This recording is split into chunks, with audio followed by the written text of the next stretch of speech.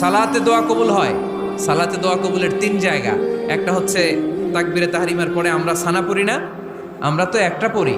আল্লাহর হাবিব সুন্নাহ এবং নফল নামাজে আরো পড়তেন সানা, ওই দোয়া কবুল হয়। 2 নম্বর জায়গা সালাতে সেজদায় পড়ে দোয়া করলে কবুল হয়। আকরাবু মা ইয়াকুনুল আবদু মির রাব্বিহি ওয়া হুয়া সাজিদ ফাকসিরু ফীহি দুআ। বান্দা যখন সেজদায় লুটিয়ে পড়ে, বান্দা আল্লাহর সবচেয়ে কাছে চলে যায়।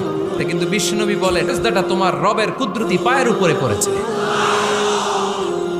সেজদায় পড়ে দোয়া করেন। সালাম ফিরানোর আগে বিশ্বনবী দোয়া করতেন, লা ইউসাল্লিমান্না আহাদুকুম হাত্তা ইয়াতাআওয়াযা মিন আরবা'a। আল্লাহর হাবিব বললেন, 4 জিনিস থেকে পানাহানা আছে, আমার কোন উম্মত যেন সালাম না ফিরায়। তারা যেন পড়ে, আল্লাহুম্মা ইন্নী আউযু বিকা মিন আযাবিল কবর, আউযু বিকা মিন আযাবি জাহান্নাম, আউযু বিকা মিন ফিতনাতিল মাহইয়া ওয়াল মামাত, আউযু বিকা মিন ফিতনাতিল মাসিহিদ দাজ্জাল। আল্লাহ কবরের আযাব থেকে বাঁচাও, আল্লাহ জাহান্নামের আগুন থেকে বাঁচাও, আল্লাহ জীবন